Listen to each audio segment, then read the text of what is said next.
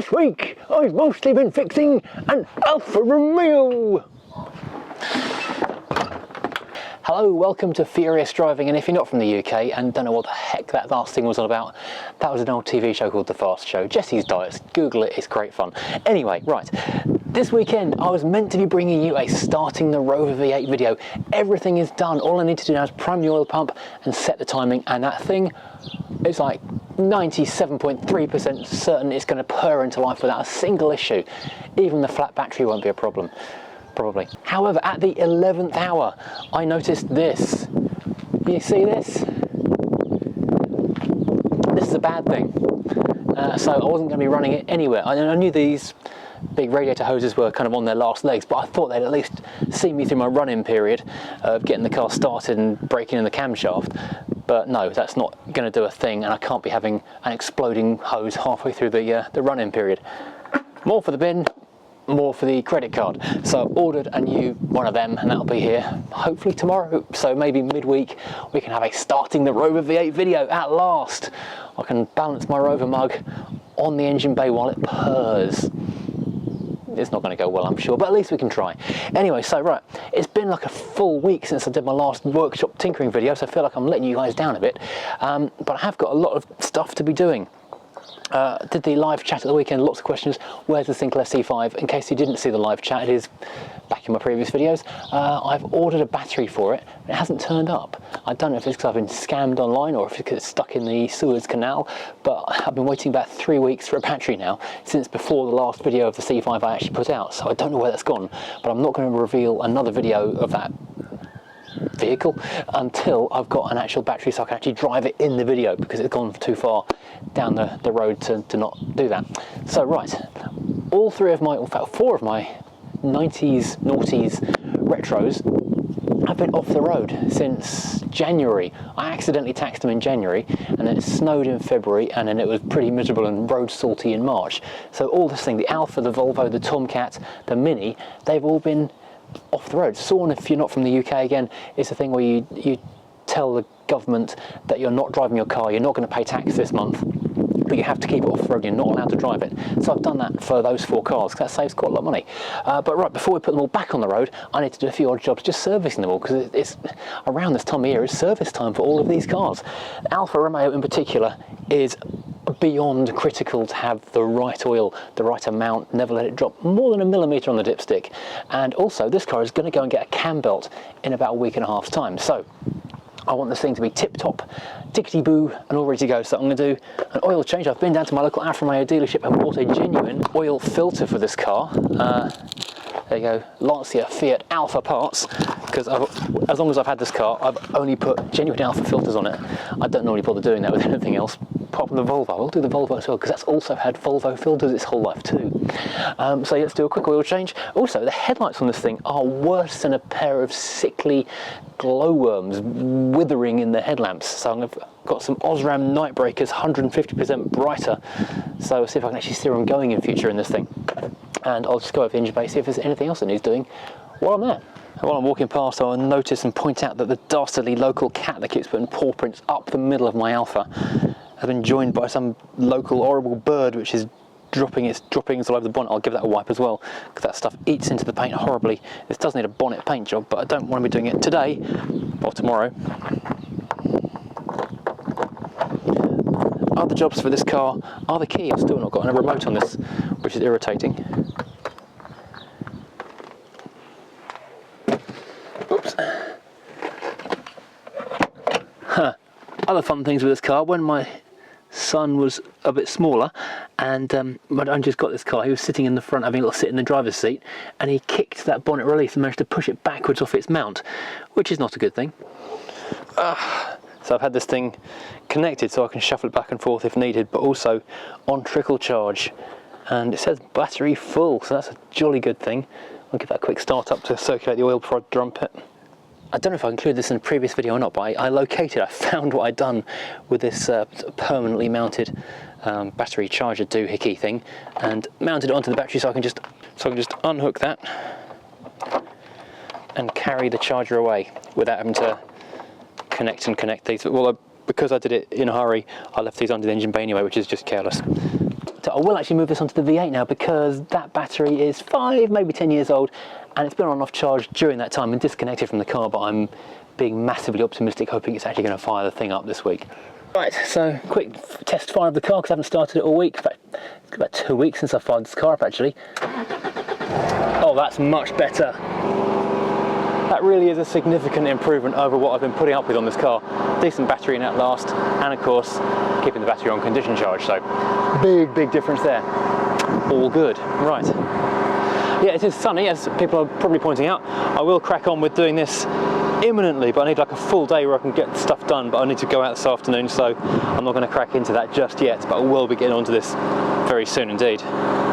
Right, so if you're new to the Alfa Romeo 145, 146, 156, 155, in fact anything that uses the T-Spark engine, and you hear people going about the engine oil in these cars, believe me, it is absolutely 100% critical, more so than almost any car I've ever known. This is the owner's handbook for the car, and it actually says it takes 4.4 litres, I think it's 5W30 you put in this thing.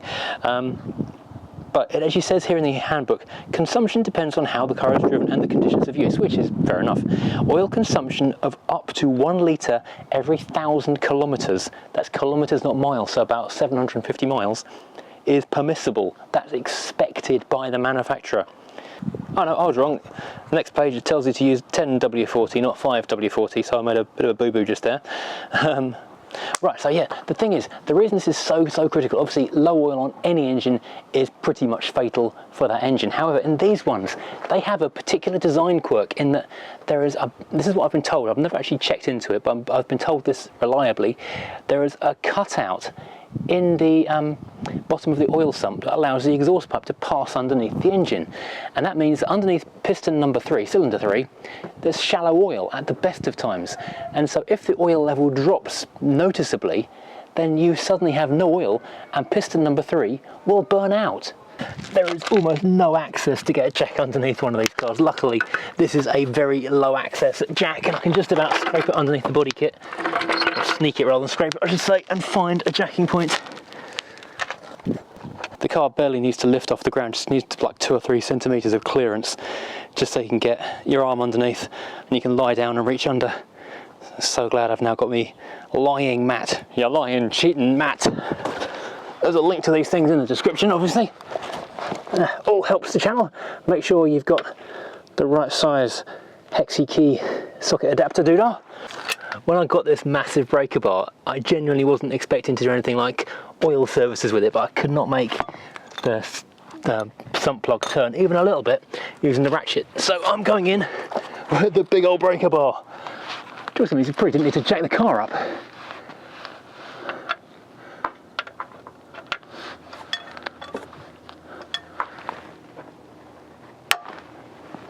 There we go, that's broken the seal. Oops. And this is the bit where I pour several litres of oil all over my drive.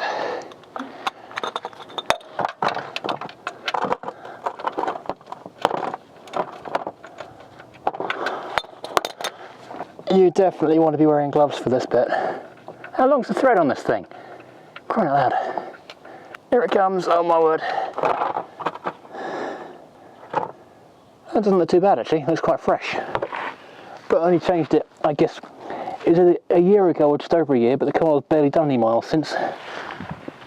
Now, they did give me a new crush washer to go in the sump plug. It's amazing how squished the old one actually is. I was surprised, it made a lot of difference. I'll put a fresh one in there now. So next up is the oil filter. And this claw thing is absolutely brilliant. It's a bit of a pain to actually get started and engage in the first place, but once you go in, it is the best.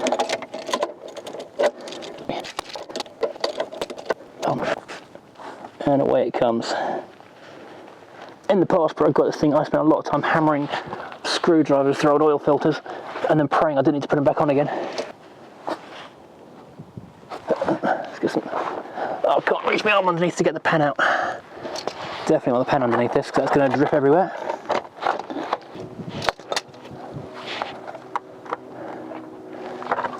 You can see how clear this oil is. It shows how I've barely driven the car in the last year, and it was good quality oil to start with, I suppose.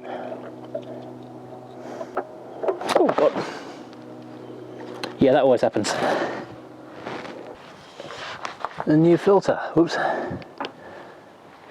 Normally use a new oil, but this oil is clean enough. I don't think I need to worry about that.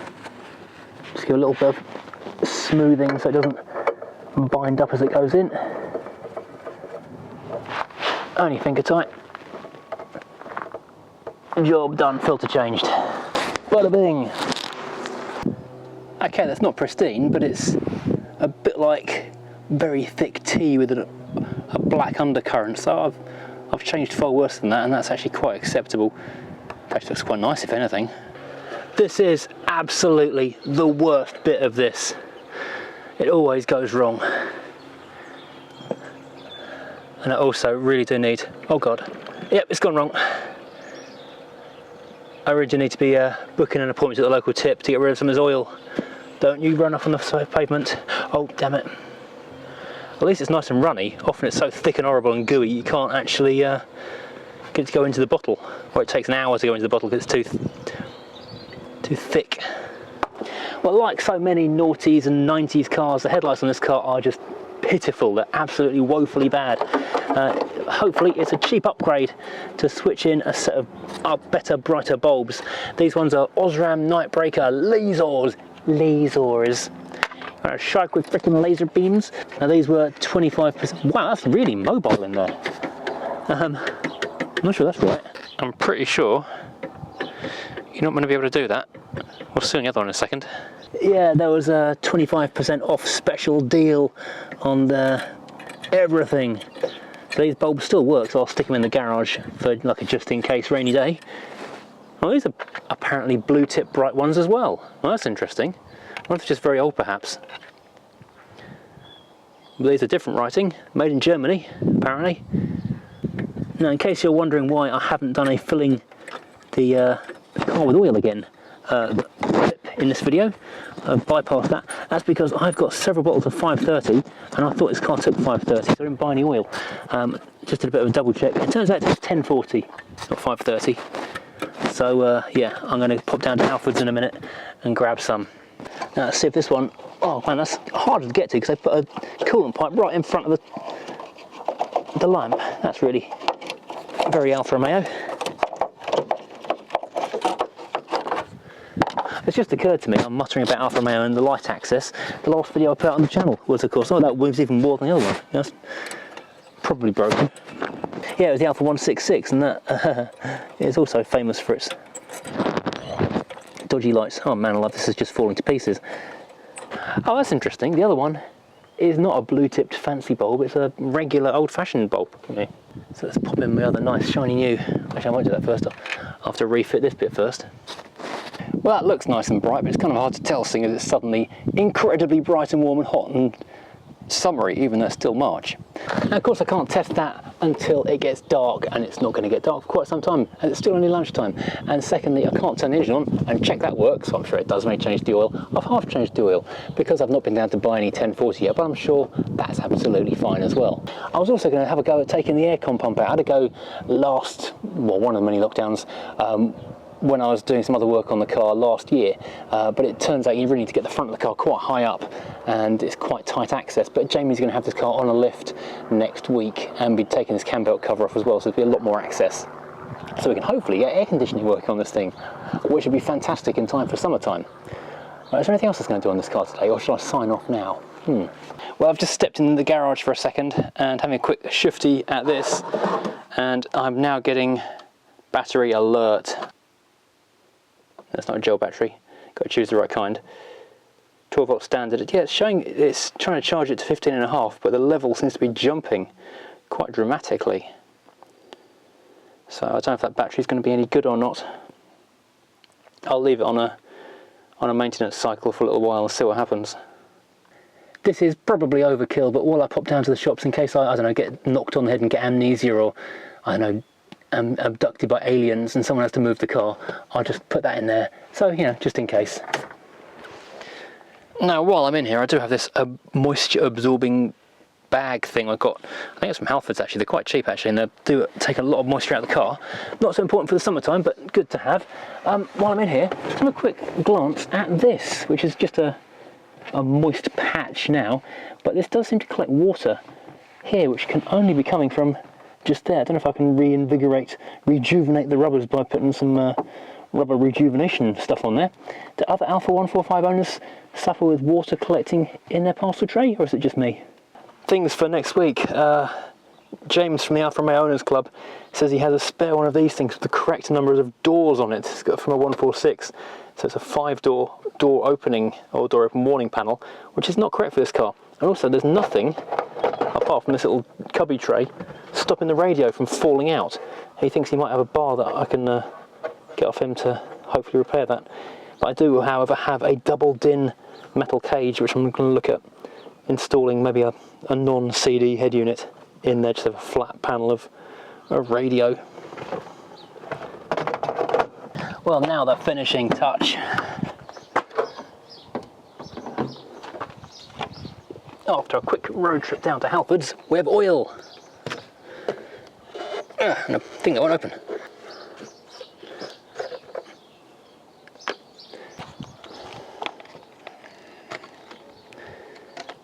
Keys are useful for many things. Shoving through holes and stuff is just, losing on the floor is just one of them.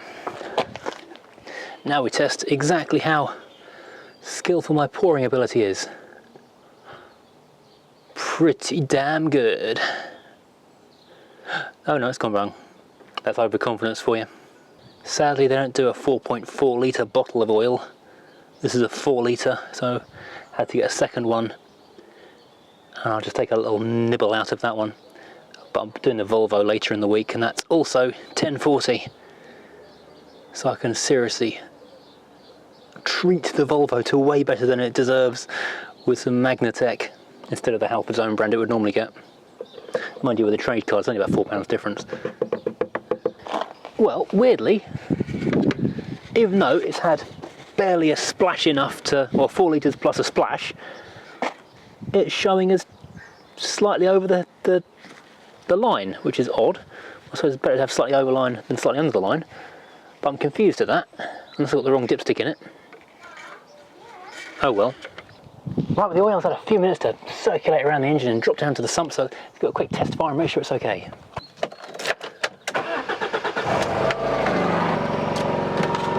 Well, that's all good. The engine seems to be not dead. The lights seem to be very bright. So all in all, I'm pretty happy. Now, if you have watched this all the way to the end, thank you very much indeed. I know this is not an amazing episode of lots going on, but it's regular maintenance that this thing really does need. And we're in a slightly odd interim stage with lots of projects that are about to have stuff happening, but nothing really going on today. However, people have asked a lot about Quentin lately, and I got a photo or two from the trimmers today which look really good, which make me very, very excited to see Quentin coming home before too long. Shall I show you a picture as your reward for watching all the way to the end of this video? Just a sneak peek. I'll put this on Facebook and Twitter, maybe Instagram, maybe later in the week, just as a taster of what's to come. Thank you for watching, everybody. Don't forget, Broken Rovers and Shattered Dreams t-shirts and many other things are available on the Redbubble store in the link below. Beanie hats are still available if you hit the other link in the description below, although it is getting kind of warm for beanie hats. I need to do some other hats, I think, now. And I will see you again very soon. Thanks for watching.